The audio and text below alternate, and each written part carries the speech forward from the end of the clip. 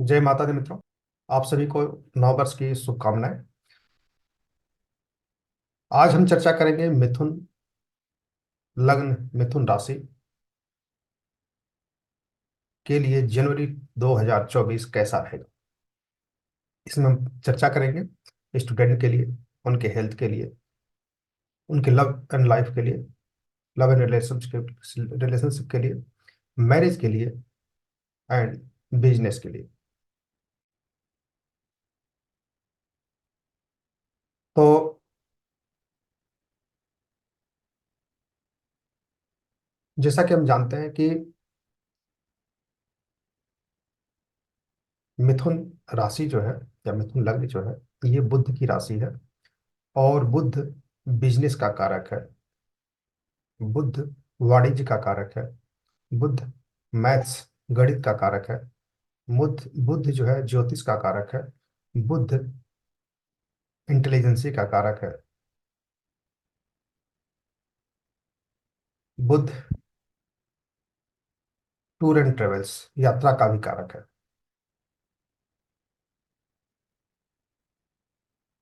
और मिथुन लग्न जैसा कि नाम से ही प्रतीत होता है कि मिथुन दो विचारों वाला है ना? तो दो विचारों में से कौन से विचार उसे छोड़ने पड़ेंगे, कौन से उसे लेकर रहने पड़ेंगे, उस पर भी हम चर्चा करेंगे। और एक सूचना भी आप लोगों को दे देना चाहता हूँ कि 15 तारीख से हमारा नया बैच एस्ट्रोलॉजी गुरु ऐप पर स्टार्ट हो रहा है। और जिसे आप सभी को अभी ज्वाइन कर लेना है। बेसिक कोर्स उसमें जो है उसको ज्वाइन कर लीजिए। ₹250 का वो बैच है, जिसमें पूरा बेसिक 7-8 क्लासेस तो उसमें है, लगभग 8 9 10 घंटे के क्लासेस हैं। एक नए सिरे से नया बैच और स्टार्ट किया जाएगा, जिसमें उसकी क्लासेस होंगी। तो और डीपली आपको और जानकारी मिलेगी। हालांकि जितनी है उतनी कम नहीं है, उसके बाद से ही आपको ज्योतिष समझ आना शुरू हो जाता है। लेकिन बहुत सारी चीजें हैं जो आपको किताब पढ़ने से भी आती है, वो सब चीज भी देने का प्रयास किया जाएगा। और बहुत ही सस्ता कोर्स है, तो उसे ज्वाइन कीजिए। जो मित्र आपके ज्वाइन करना चाहते हैं वहां तक शेयर कीजिए, लिंक को शेयर कर देंगे तो उन्हें भी पता चल जाएगा। चलिए शुरू करते हैं। ये चार्ट है मिथुन राशि। तो जिनका भी मिथुन लग्न है, आप पाएंगे कि आपका जो प्लेनेट है, लग्न का जो प्लेनेट है, राशि का जो प्लेनेट है, राशि कहाँ बैठा हुआ है? 6 भाव में बैठा हुआ है। कहाँ बैठा हुआ है? 6 भाव में बैठा है। 6 भाव किस चीज का कारक है? रोग का कारक है, शत्रु का कारक है। और 7 जनवरी को बुध अपनी राशि चेंज करके धनु राशि में प्रवेश करेगा। तो 7 जनवरी तक शत्रुता, और पिछले जो टाइम बीता है दिसंबर में, उसमें लगभग 25-26 दिनों से, निश्चित रूप से 20-22 दिनों से आपके लाइफ में शत्रुओं की संख्या थोड़ी सी बढ़ गई थी, जो धीरे धीरे अब 7 तारीख के बाद से खत्म हो जाएगी। कोई ऐसे शत्रु नहीं होंगे। ठीक है। दूसरा, फाइनेंशियल। फाइनेंस का कारक कौन है यहाँ पे? सेकंड भाव का कारक कौन है? धन भाव का कारक कौन है? उसका स्वामी कौन है? चंद्रमा। चंद्रमा कहाँ बैठा है? 3rd भाव में। तो धन के लिए आपको थोड़ी सी मेहनत करनी पड़ेगी, हालांकि उसका बहुत ज्यादा फर्क नहीं पड़ेगा। बिजनेस के लिए, व्यापार के लिए काफी अच्छा टाइम रहने वाला है जनवरी 2024। उसके पीछे कारण क्या है? कि लाभेश, लाभेश 7th भाव में बैठ करके लग्न को देख रहा है। ठीक है। और 7 तारीख के बाद से, ये 7 तारीख से, 7 जनवरी से बुध भी 7th भाव में आ जाएगा। तो लग्नेश के साथ बैठ करके लग्न को देखना। और कौन बैठा है? 6th लॉर्ड, जो धन भाव भी है, धन त्रिकोण भी है, और 11th का स्वामी। ठीक है। 11th का स्वामी कहाँ बैठा हुआ है? सेवंथ भाव में किसके साथ बैठा है? सूर्य के साथ बैठा हुआ है। तो सूर्य यहाँ पर 14 तारीख तक तो रहेगा ही रहेगा। तो धन के मामले में कोई बहुत ज्यादा समस्याएं नहीं आनी है। जो लोग बिजनेस व्यापार कर रहे हैं उन्हें कोई समस्या होती हुई नहीं दिख रही है। ठीक है। जो कुछ भी समस्याएं हैं, थोड़ी बहुत सतर्कता है, वो सब चीजें जो है खत्म हो जाएंगी और 7 तारीख के बाद से स्मूथली सब कुछ चलेंगी। अब चार्ट को दोबारा देखते हैं कि सेल परचेज ऑफ प्रॉपर्टी या व्हीकल्स के लिए क्या कहता है। तो यहाँ पर सिक्स्थ लॉर्ड जो है फोर्थ भाव में आ, सेवंथ अपने से फोर्थ, है ना, सिक्स फोर्थ से जो है फोर्थ में सेवंथ 7 तारीख से आ जाएगा। तो 8 से आप पाएंगे कि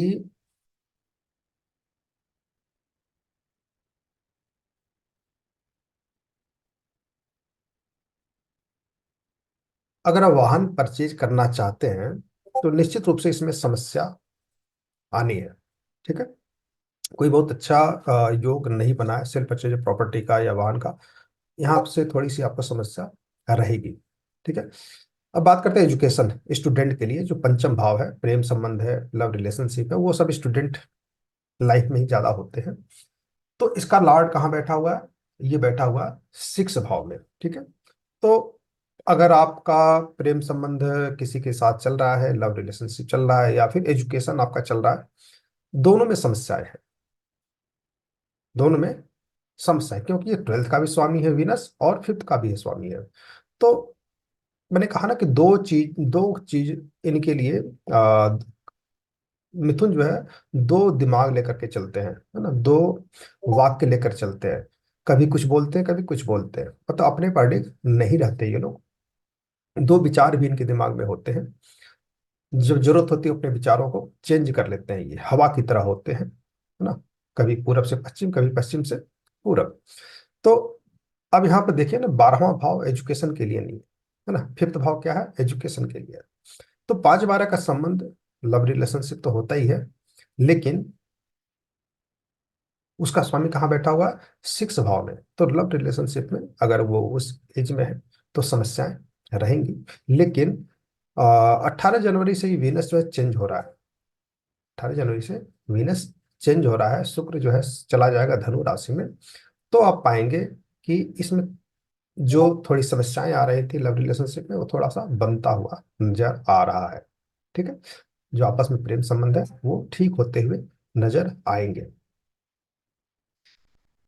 एजुकेशन को देखा जाए तो एजुकेशन के लिए जुपिटर की दृष्टि जो कि सेवंथ भाव पे है, और 18 तारीख से वीनस पे भी सेवंथ लॉर्ड, फिफ्थ लॉर्ड पे भी हो जाएगा, और फिफ्थ भाव पर भी जुपिटर की दृष्टि है। तो एजुकेशन को देख करके एजुकेशन के लिए जो है 18 तारीख से काफी अच्छा हो जाएगा। मन इनका लगने लगेगा पढ़ाई लिखाई में। ठीक है।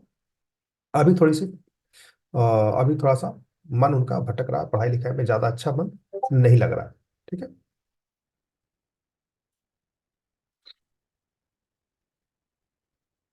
देखा जाए प्रेम संबंध के बाद से अब आगे बढ़ते हैं मैरिड लाइफ के लिए। तो मैरिड लाइफ में आप देखेंगे सूर्य और मंगल। तो सूर्य और मंगल के सेवंथ लॉर्ड में बैठने से आप पाएंगे कि ऐसे लोग का मैरिड लाइफ अच्छा नहीं चल रहा। ठीक है। मैरिड लाइफ अच्छा नहीं चल रहा। लेकिन यही बीनस 18 तारीख को यहाँ पर पहुंचेगा सेवंथ लॉर्ड में, तो और ज्यादा समस्याएं आएंगी। क्योंकि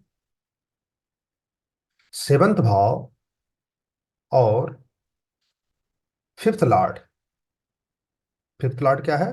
प्रेम संबंध का कारक है। वो सूर्य के साथ जाने पे अस्त अवस्था में हो जाएगा। और खास करके महीने के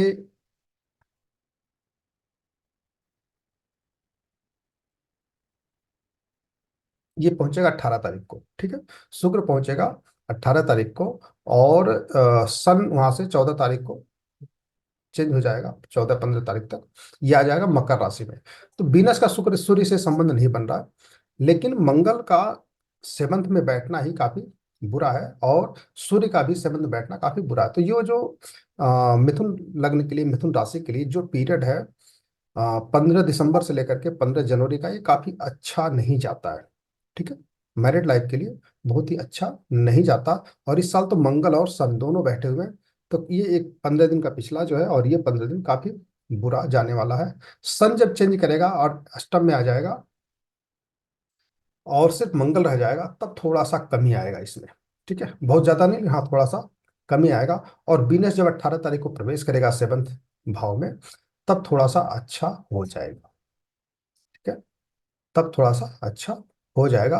वैसे मिथुन लग्न वाले के लिए, मिथुन राशि वालों के लिए मैरिड लाइफ बहुत ज्यादा अच्छा होता नहीं है। कारण क्या है, यहाँ पर जुपिटर की राशि है, जुपिटर की राशि है। ठीक है, तो 18 तारीख से जो मैरिड लाइफ में थोड़ी सी प्रॉब्लम है, वो धीरे धीरे सुधरना चालू हो जाएगा। ठीक है, अब हम बात करते हैं भाग्य कैसा है ऐसे लोगों का। तो सैटर्न बैठा हुआ है फिफ्थ 9th भाव में, तो निश्चित रूप से भाग्य बहुत अच्छा नहीं कह सकते। ठीक है, 8th का स्वामी है, 9th का स्वामी है, स्वराशि का होकर शनि बैठा है, लेकिन शनि कोई भाग्य का कारक नहीं माना जाता है। ठीक है, अब कुल मिला के रोजी रोजगार के बारे में बात कर लेते हैं, कर्म भाव के लिए बात कर लेते हैं, 10th भाव के लिए बात कर लेते हैं, फादर के बारे में बात कर सकते हैं। तो ये पीरियड जो है, जब से जो है खास करके जनवरी, बहुत अच्छा तो नहीं कह सकते। ठीक है, जनवरी बहुत अच्छा नहीं कह सकते फादर के लिए, लेकिन बहुत ज्यादा समस्याएं अगर आ रही हो ऐसा भी नहीं कहा जा सकता। उसके पीछे कारण है, देखिए, ज्योतिष के जो जानकार है वो तो कहेंगे भाई राहु यहाँ पे बैठा हुआ है तो रोजी रोजगार में समस्या होगी, लेकिन मेरे हिसाब से पूरे साल कोई समस्या नहीं होने वाली है। कारण क्या उसके पीछे, कारण यह है कि जुपिटर 11th में बैठा हुआ है और सैटर्न 9th में बैठा हुआ है। और जो भी प्लेनेट या जो भी राशि, जो भी भाव जुपिटर सैटर्न के बीच में आ जाते हैं, वो सेव हो जाते हैं। चाहे उनके जॉब में कितनी भी समस्याएं चल रही हो, चाहे उनकी नौकरी में कितनी भी समस्याएं चल रही हो, कितनी प्रॉब्लम चल रही हो, लेकिन उससे उनका बहुत ज्यादा कोई नुकसान नहीं होने वाला है। नौकरी नहीं छूटने वाली है, जॉब में कोई विशेष परेशानी नहीं आने वाली है, बिजनेस में कोई ज्यादा नुकसान नहीं आने वाला है ना, ये सेफ अवस्था में। तो जब तक ये शनि जुपिटर यहाँ पर रहेंगे तब तक तो कोई समस्या नहीं आ रही। और जनवरी में तो रहने ही रहने हैं। सैटर्न सैटर्न का तो पूरे साल यहाँ पर रहना है, जुपिटर का पूरे साल रहना है। जुपिटर अभी 11 डिग्री का है, तो 8 महीने, हाँ पूरे साल लगभग अभी 8-9 महीने तो रहना है यहाँ पे, है ना, मोटा मोटी दिख रहा है, क्योंकि 11 डिग्री का है। तो जनवरी में तो कोई विशेष समस्या नहीं आनी है, और अगले 8 महीने तक भी कोई समस्या आती हुई नहीं दिख रही है। अब 11 भाव में ऐसे लोग जो काम करेंगे उससे लाभ कमाएंगे कि नहीं कमाएंगे, निश्चित रूप से कोई भी काम करेंगे उससे लाभ मिलेगा या नहीं मिलेगा। तो मंगल यहाँ 7th भाव में बैठा है, 11th का स्वामी है, निश्चित रूप से आ, कोई भी काम करेंगे, कोई बिजनेस करेंगे, कोई भी धंधा करेंगे, उन्हें लाभ मिलना ही है। ठीक है, तो फादर को लेकर के कोई समस्या नहीं है, आमदनी को लेकर कोई समस्या नहीं है। हाँ, इनको यात्राएं थोड़ी सी करनी पड़ेंगी, यात्राएं करनी पड़ेंगी। कारण क्या पीछे है इसके, कि लग्नेश 7th भाव में जा रहा है, लग्नेश 7th भाव में जा रहा है। फिफ्थ लॉर्ड जो है यहाँ पर 15 तारीख से सूर्य जो है 8th भाव में जा रहा है। ठीक है, अब यहाँ पर एक उपचार आता है कि जो मिथुन लग्न वाले हैं उनका दिमाग थोड़ा सा भटकता है ना। क्या उपाय कर सकते हैं, उपाय इनके लिए यही बनता है कि ऐसे लोगों को, सर्दी का टाइम है, ये लोग थोड़ा सर्दी जुकाम से डरते हो, थोड़ा सा सर्दी से ठंड से डरते भी हैं, क्योंकि शरीर दुबला पतला होता है। तो ऐसे लोगों को शरीर वार्म अप करने के लिए, वार्म रखने के लिए, गर्म रखने के लिए अच्छे कपड़े, अच्छे ऊनी कपड़े पहनने चाहिए। साथ ही सुबह शाम हो सके तो एक्सरसाइज इत्यादि भी करने चाहिए। ठीक है। तो हेल्थ को लेकर के कोई समस्या नहीं है, प्रेम संबंध में थोड़ी सी समस्या रहेगी, मैरिड लाइफ में थोड़ी सी समस्या थी जो 18 तारीख के बाद से ठीक हो जाएगी, है ना। रोजी रोजगार के लिए कोई विशेष समस्या नहीं है, मोटा मोटी जो है लगभग सब ठीक ठाक ही है। तो राशि के लिए, मिथुन लग्न के लिए कोई बहुत विशेष समस्या नहीं है, ये महीना अच्छा जाएगा। ठीक है। बाकी उनका एक अपना चार्ट होता है जिसके आधार पर थोड़ा ऊपर नीचे हो सकता है ना।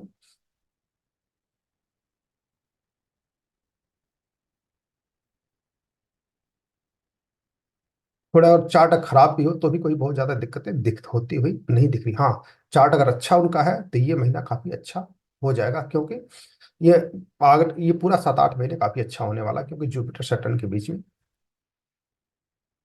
10th भाव आ रहा है, और राहु जो है उसके बीच में पड़ गया तो वो कमजोर सा हो गया। कोई भी प्लेनेट जुपिटर राहु के बीच, जुपिटर और सैटर्न के बीच में पड़ जाता है तो वो कमजोर हो जाता है, भाव मजबूत हो जाते हैं। ठीक है, उस भाव का फल का नुकसान नहीं होता, तो राहु यहाँ बैठ के नुकसान नहीं कर पाएगा। ठीक है। उसकी दृष्टि जो है पंचम पे पड़ रही है, उसकी दृष्टि जो है 2nd भाव पे पड़ रही है। तो राहु की दृष्टि थोड़ी सी जो है अच्छी नहीं मानी जाती है।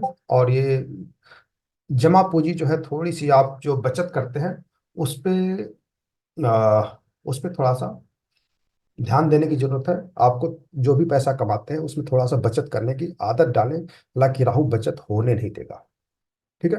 एजुकेशन से मन भटकाएगा, यहाँ भी जो है आपको योग प्राणायाम ध्यान करेंगे तो फिर एजुकेशन से ध्यान भटकेगा नहीं। ठीक है। चलिए, मिथुन राशि के लिए इतना ही, मिलते हैं फिर कर्क लग्न के लिए, कर्क राशि के लिए। धन्यवाद।